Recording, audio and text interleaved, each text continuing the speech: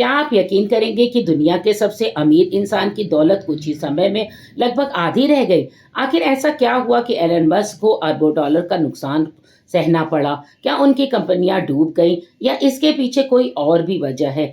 आइए जानते हैं आसान भाषा में। दुनिया के सबसे अमीर कारोबारी एलन मस्क की संपत्ति में रिकॉर्ड गिरावट दर्ज की गई। इस साल 16 जून को उनकी कुल संपत्ति 1.33 ट्रिलियन डॉलर तक पहुंच गई थी, लेकिन अब तक घटकर करीब 684 अरब डॉलर रह गई है। यानी 1.5 महीने में ही उनकी दौलत घटकर लगभग आधी रह गई है।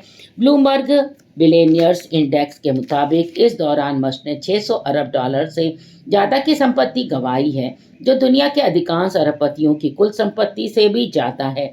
एलन मस्क की दौलत में इतनी बड़ी गिरावट की वजह उनकी कंपनी स्पेस एक्स के शेयरों में तेज गिरावट आना है। इसके अलावा टेस्ला के कमजोर तिमाही नतीजों का भी असर पड़ा है। इतिहास के सबसे बड़े आईपीओ से स्पेस एक्स ने 75 अरब डॉलर जुटाए थे।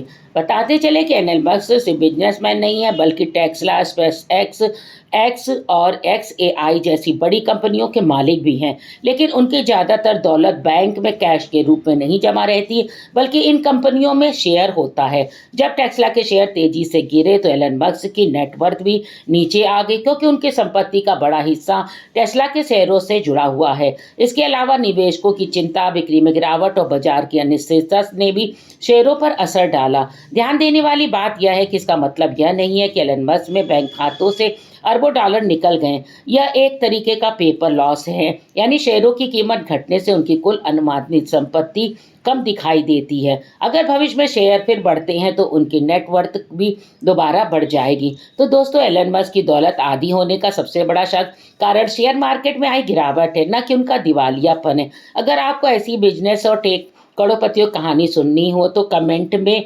वीडियो को लाइक करें और चैनल को सब्सक्राइब करके कमेंट में लिखें आपको अगली कौन किस चीज़ पे वीडियो चाहिए। धन्यवाद।